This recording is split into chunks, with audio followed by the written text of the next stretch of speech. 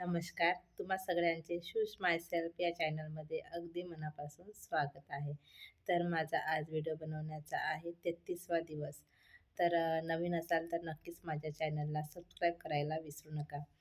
आज म्हटलं तुमच्यासोबत थोड्याशा गप्पा गोष्टी करावं. जसं की मी त्या दिवशी आणि काल गेली होती बाहेर मम्मीकडे माहेरी. माहेरी गेल्यानंतर म्हटलं तर सगळंच आपल्या मनासारखं होत असतं. तसंच सांगायचं म्हटलं तर माहेराची व्याख्या म्हटलं तर खूप मोठी आहे. कारण की प्रत्येकासाठी माहेर हे वेगळं वेगळं असते. जसं की आई-वडिलांचं घर म्हणजे माहेर, कोणासाठी आजीचं घर म्हणजे माहेर, मामीचं घर म्हटलं की माहेर, भावाचं घर म्हटलं की माहेर, काकूचं घर म्हटलं की माहेर, अशी प्रत्येकाची माहेराची व्याख्या वेगळी असते. त्याच्यामध्ये आपलेपणा असते आणि प्रत्येकाचं वेगळं वेगळं असते. तर मी आता मम्मीकडे गेली होती, तर मनस्वीने आधीच कॉल करून सांगितलं होतं, की "नानी मी घरी येत आहे, तर माझ्यासाठी असं बनव, तसं बनव, हे आणून ठेव बाबा, असं आणून ठेवा. मामा मी तुझ्यासाठी हे आणणार आहे." तर हे सगळं सुरू होतं. मग आम्ही घरी गेल्यानंतर मस्त एन्जॉय केला. माझ्या मम्मीने सांबार वडे बनवून ठेवले होते, जे की आधीच सांगितलं होतं मनस्वीने, की असं बनवून ठेव म्हणून. तिला दही वडे खायचे होते, ते बनवून ठेवले. नंतर मॅगी बनवून दिली. तर सगळे असे नातवायचे तर लाड पुरवतातच. आपले आई-वडील, तिची आजी-आजोबा आणि तिच्याच मतासारखंच होत असते. तर तिला आवडतेच घरी जायला, नानीकडे जायला. माझ्या सासरी पण असंच असते. आम्ही गावाकडे गेल्यानंतर तिच्याच मताचं होत असते. माझे सासरे वगैरे तिला असेच घेऊन जातात दुकानात वगैरे. तर तिला आवडतेच बाहेर फिरायला. तर असं आहे.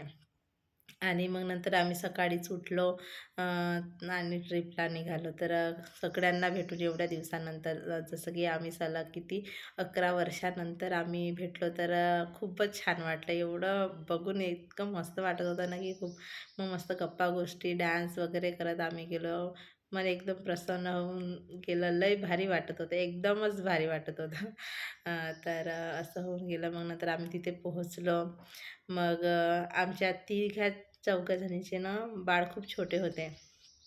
छोटे होते तर त्यांना घेऊन फिरणे करणे खूप त्रासदायक आहे. हेच जर आपण आपल्या फॅमिलीसोबत गेलो असतो तर तेवढं काही त्रास झाला नसता असं मला तरी वाटते. तर छोटे जर मुलं असेल आणि गार्डन म्हटलं तर छोटा गार्डन असेल तर जायला काही हरकत नाही. परंतु इतका मोठा गार्डन आहे, त्या गार्डनमध्ये फिरणं छोट्या बाळाला धरून खरंच खूप त्रासदायक आहे. तर तुम्ही जर असा ट्रिप प्लॅन करत असाल, की सगळे आपले छोटे जसे दादा एवढे छोटे मुलं आहेत, तशांना घेऊन जर ट्रिप प्लॅन करत असाल अशी गार्डनची जो की खूप मोठा आहे आणि आपल्याला चालत जावं लागते, तशा गार्डनला मला तरी वाटते, की नाही जायला पाहिजे. कारण की बाळाला धरून पूर्ण फिरणे खूपच हे आहे. माझा पूर्ण हात दुखत होता. काल माझी एकदम कंडिशन डाऊन झाली होती. तुम्हाला माहीतच आहे मी बोलू शकत नव्हती. तर आता पण दुखत आहे. तसं नाही की पाय वगैरे हात सगळं दुखत आहे. तरी पण अधूनमधून माझ्या फ्रेंड्सनी घेतलंच होतं दादूला. जसं की पिशवी होती, मनस्वी घेत होती, ती पण माझ्या फ्रेंडनी घेतली होती. तर असं मदत केलं तर काही फरक नाही पडत. पण आपण आपलं बाळ राहीलच किती वेळ कोणाजवळ, जास्त वेळ तर राहू शकत नाही. म्हणून शक्यतो अशा ट्रिपला तुम्ही नाही गेलेलंच बरं. मला असं वाटतं. पण तुमची अगदी जवळची मैत्रीण असेल किंवा तुमचा ग्रुप चांगला असेल, तुमच्या क्लासमधले मुली चांगल्या असतील तर ते घेतात. तर काही प्रॉब्लेम तेवढा जात नाही. आणखी सांगायचं म्हटलं तर मुलांनी खूप एन्जॉय केला. खूप त्यांना छान वाटला. जसं की एक 3D शो होता. तिथे ना तेही दाखवतात रील्समध्ये वगैरे की बसल्या म्हणजे असे गाडी वगैरे जाताना वरतून खाली अशी स्लाईड असते ती जाते. तो खूपच सुंदर मुलांना वाटलं. असे आपल्याला जसे त्याची ₹80 तिकीट होती, ठीक आहे. तर जर तुम्हाला तिकीट काढायची नसेल 5 वर्षाच्या वरच्या मुलांची, तर त्यांना मांडीवर घेऊन बसायचं होतं. तर त्यांना तो 3Dवाला चष्मा मिळत नव्हता. तर तुम्हाला पॉसिबल होत असेल, तर तुम्ही त्याला मांडीवर घेऊन बसून तो शो बघू शकता. इतके मुलं एन्जॉय करतात ना, तो सर्वात बेस्ट पार्ट होता मुलांसाठी एन्जॉय करायला. तिथे तो शो दाखवतात. मग मस्त असे धुके वगैरे सोडतात. जसं की बर्फाचं वगैरे म्हणजे बर्फाचं वगैरे असला, तेव्हा असे ते व्हाईट कलरचे फवारे वगैरे सोडतात. तेज हवा खूप म्हणजे खूपच एन्जॉय येते. आपल्याला पण छान वाटते ते बघून.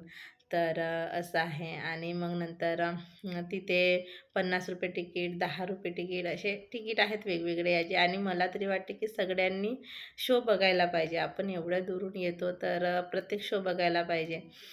असं माझं तरी मत आहे. कारण की एखादा जरी आपण शो तो तिथला मिस केला तर आपण त्या ठिकाणी काही वारंवार तर जात नाही. त्याच्यामुळे तर मला तरी वाटते की बघायला पाहिजे. आणखी एक सांगायचं म्हटलं तर नावा रेस्टॉरंट आहे तिथे नावाचा. तर तिथे एवढं महाग होतं की आम्ही कोणी गेलोच नाही. जायची तर इच्छा होती कोणाची आणि कोणाची नव्हती. पण कसं सगळ्या मुली प्रत्येकच मुली अ, पैसे खर्च करू शकते असं नाही. कारण की सगळ्यांच्या घरची परिस्थिती वेगळी असते. तर विचार करूनच आपल्याला पैसे खर्च करावे लागते. तर एकीने किंवा दोघा मुलींनी नाही म्हटलं तर आपण जाऊ शकत नाही. कारण की सगळेजण गेले तर छान वाटतं. कारण की ट्रिप ही सर्वांची असते. म्हणून सगळ्यांच्या मतांचा विचार करून जायला पाहिजे. हे जर आपण आपल्या नवऱ्यासोबत गेलो असतं तर खाल्लं असतं. कारण की ₹200 चा समोसा आहे तरी कसा? कारण की आपण त्या ठिकाणी तर वारंवार जाणार नाही. म्हणून मला तरी वाटते की कुठं बाहेर गेल्यानंतर असं नवीन काही असेल, तर ते खाऊन यायला पाहिजे, एन्जॉय करून यायला पाहिजे, रील काढून यायला पाहिजे, डान्स करून यायला पाहिजे असं मला तरी वाटते. कारण की त्या ठिकाणी आपण पुन्हा जाणार नाही आणि तो दिवस काही परत येणार नाही. म्हणून आपण ज्या वेळेवर आहोत, त्या वेळेवर ते सगळं काही एन्जॉय केलं पाहिजे आणि करायलाच पाहिजे.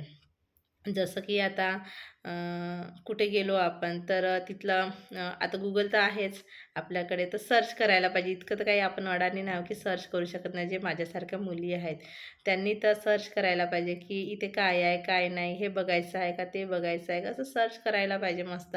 आणि इथलं फेमस खाण्याचं फूड कोणतं आहे, त्या ठिकाणचं, हे सगळं सर्च करायला पाहिजे आणि मस्त खायला पाहिजे. नवऱ्याला घेऊन मागायला पाहिजे की मला घेऊनच द्या, तिथे न्या, चला, असं एन्जॉय करायला पाहिजे. अ, असं मला तरी वाटते. आणखी सांगायचं म्हटलं तर खरंच गेट टुगेदर असलं पाहिजे. आपल्या जुन्या मैत्रिणी जेव्हा मिळतात ना, तेव्हा खूप छान वाटते. आणि जुन्या गोष्टी जेव्हा आठवतात, तरी आम्हाला बसून बोलण्याचा वेळ काही मिळालेला नाही, कारण की पूर्ण वेळ फिरण्यातच गेला होता. तर आम्ही आता नेक्स्ट ट्रिप प्लॅन करत आहोत. आता माहीत नाही केव्हा होणार. तर एक ठिकाण ठरवलेलं आहे आम्ही, जसं की वॉटर पार्कला जायचं एप्रिल मंथमध्ये.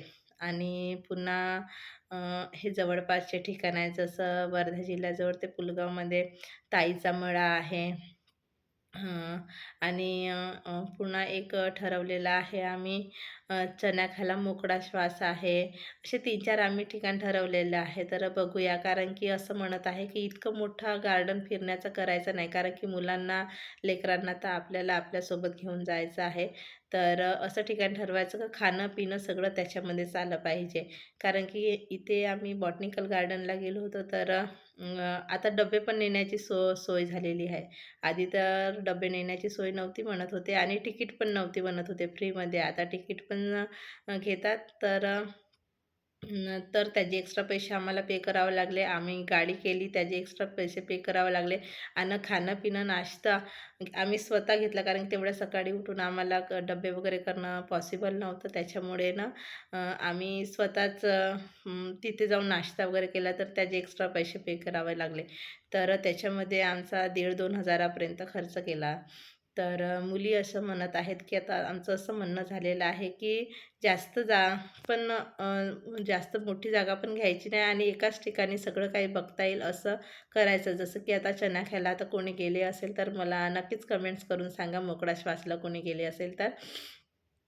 तर तिथे कसं आहे म्हणते, की एकदा पैसे पे केले की नाश्ता वगैरे, जेवण आणि वापस येतानाचा नाश्ता सगळं तिथेच आहे. मी पण गेली होती तिथे. आता अजून काही डेव्हलप झालं असेल. आम्ही उन्हाळ्यामध्ये गेलो होतो ना, तर त्यांनी अ, रस्सा, हे काय मग ते पापड, आंब्याचा रस असा दिला होता, नाश्ता वगैरे दिला होता. तर प्रत्येक वेळेस सीझननुसार तिथं चेंज होत राहते म्हणते. आता हिवाळ्यामध्ये हुड्डा पार्टीसारखं देतात म्हणत आहेत. तर मला काही तेवढं माहीत नाही. आम्ही उन्हाळ्यामध्ये गेलो होतो, तर आम्हाला पापड आणि आंब्याचा रस वगैरे असं त्यांनी सर्व्ह केला आणि खूपच छान आहे. तर तशा ठिकाणी जाऊ म्हणत आहेत, की मुलं पण त्रासणार नाही, आपण पण त्रासणार नाही आणि बोलणं चालणं झालं पाहिजे म्हणून. तर असा प्लॅन आहे. इतकंच आजच्या व्हिडिओमध्ये. तुम्हाला आजच्या व्हिडिओमधला कोणता पार्ट आवडला ते नक्कीच मला कमेंट्स करून सांगा. आणि इथपर्यंत माझा व्हिडिओ बघत आल्या असल्यास नक्कीच चॅनलला सबस्क्राईब करायला विसरू नका. तसेच मला कमेंट्समध्ये सांगा की कुठे जायला पाहिजे, आणखी आमच्या जवळपासच्या जिल्ह्यामध्ये कुठे फिरायचं चांगलं ठिकाण आहे ते नक्कीच मला कमेंट्स करून सांगा.